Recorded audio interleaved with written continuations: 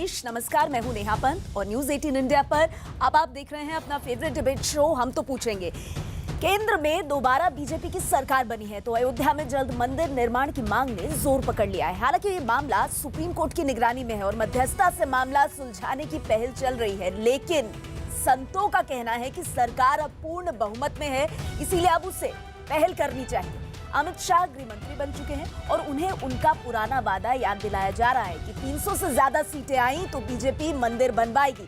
इसी सिलसिले में आज अयोध्या में एक संत समागम हुआ, जहां ये फैसला लिया गया कि 15 जून को संत बड़ा फैसला लेंगे। वो प्रधानमंत्री से इस सिलसिले में मुलाकात भी करेंगे। इसीलिए आज हम तो पूछेंगे पहला बड़ा सवाल, क्या मंदिर के लिए सरकार पर संतों का ये दबाव सही है?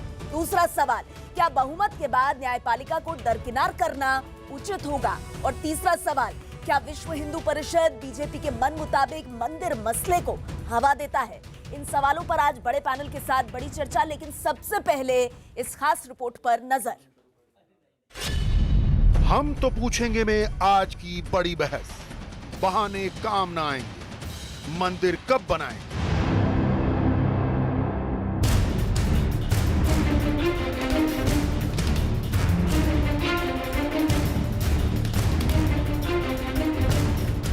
संतों ने एक बार फिर राम मंदिर के लिए दबाव बनाना शुरू कर दिया है।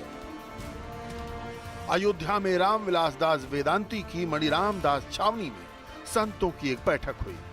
बैठक की अध्यक्षता करने के लिए राम जन्मभूमि न्यास के अध्यक्ष महंत नित्य गोपाल दास खुद आए। संतों ने साफ कर दिया है कि अब कोई बहाना नहीं चलेगा। केंद्र में भी है सरकार और इस सीट में भी सरकार, अब किसी प्रकार की बहानेबाजी चलने की सवाल नहीं है।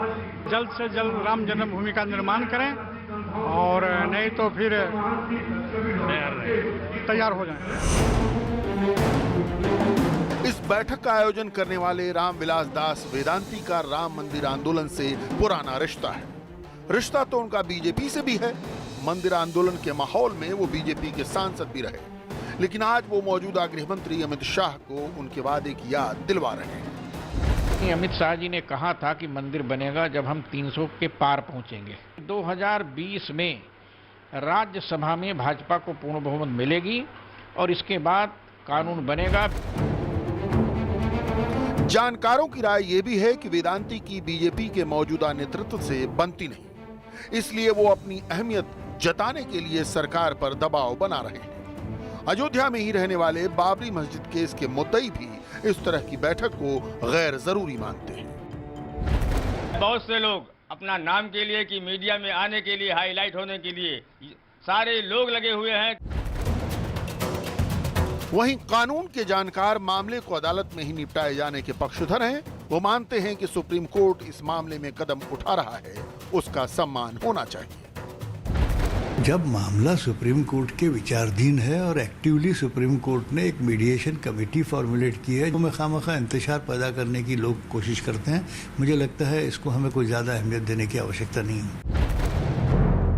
तो हाल ही में बीएसपी के टिकट पर जीत कर आए शफीकुर रहमान बर्क जैसे सांसद भी हैं, जो बाबरी मस्जिद के नाम पर मुसलमानों के मरने मारने की भी बात करते हैं। कोई सबूत ये नहीं दे सके कि यहाँ पर राम मंदिर था, ये समझ कर के यहाँ हिंदू की गवर्नमेंट बन गई है, तो लिहाजा उस जोर दबाव से, ताकत से ये राम मंदिर बनाना चाहते हैं, लेकिन मुसलमान इस बाबरी मस्जिद के लिए अपनी जान दे देगा। अयोध्या में जो कुछ भी चल रहा है उससे इतर दिल्ली में रहकर राम मंदिर की लड़ाई लड़ने वाले सुब्रमण्यम स्वामी जैसे कानून के माहिर भी हैं। सरकार के वजूद में आते ही उन्होंने प्रधानमंत्री को चिट्ठी लिखी, जिसमें उन्होंने लिखा है, नरसिम्हा राव ने उस जमीन का राष्ट्रीयकरण कर दिया था और अनुच्छेद 301 के तहत सुप्रीम कोर्ट कोई सवाल नहीं उठा सकता, सिर्फ मुआवजा तय कर सकता है। इसलिए अभी से निर्माण शुरू करने में सरकार के सामने कोई बाधा नहीं है। स्वामी ने राम सेतु को प्राचीन स्मारक और पुरातात्विक स्थल और अवशेष अधिनियम 1958 के तहत राष्ट्रीय पौराणिक स्मारक बनाने की मान्यता देने की भी अपील की है, लेकिन आरोप लग रहे हैं कि उन्हें भी अहमियत की दरकार है। सुब्रमण्यम स्वामी जी अपना संदर्भ भी तलाश रहे हैं। जेटली जी के बाद उनको संभावना रही होगी कि उन्हें कुछ मिलेगा, लेकिन उनके हाथ फिर शून्य हासिल हुआ। तो जाहिर है कि अपना रेलिवेंस बचाने के लिए वो ये बातें कर रहे हैं। बहरहाल सरकार जब पूरे बहुमत से आती है तो वो तमाम सोई उम्मीदें जगाती है। मंदिर का मसला भी कुछ ऐसा ही है।